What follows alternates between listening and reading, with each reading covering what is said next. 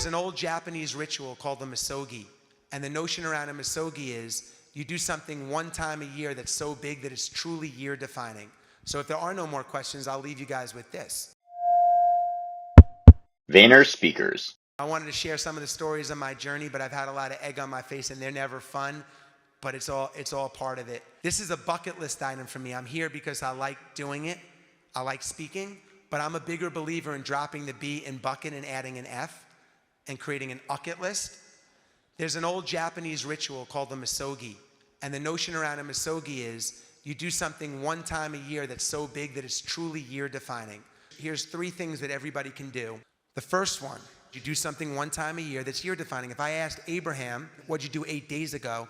Pretty sure you couldn't even tell me. It's really important that we put one year defining thing that really defines our year, because the clock keeps ticking. The heartbeats get depleted. Okay? So you want to have one anchor thing. I'm going to launch a podcast. I'm going to open a new store. I'm going to stop smoking. I'm going to lose weight.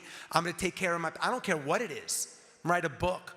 I'm going to interview my parents on Zoom and keep it in my archive for my kids. I don't care. But what's the one thing that you're going to do this year that's really big, a little bit scary? The second thing that I do is every other week, every other month, I do one thing on a weekend I normally wouldn't have done. What does that look like for me? Instead of watching the Georgia football game, maybe I take my kids fishing. Maybe I go to a conference like this. Maybe I take a cooking class. But I do something I normally wouldn't have done. Well, why is that important?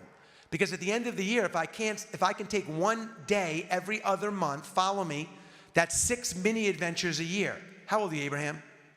How old are you? 50. If you live to 80 and you did the 2 things I just said and you had 30 more monumental things, okay, and 180 mini adventures, that's a heck of a life. That's a heck of a life. And the third thing that I do is every quarter I add a winning habit, because habits are the backbone of if we're going to be successful or not. Grit and habits. So I might say, I don't drink enough water. I'm going to drink 100 ounces of water. I'm never going to be late to a meeting ever. I'm going to return every call. I'm going to add a 10-minute a day meditation practice. It's your decision. It's your decision.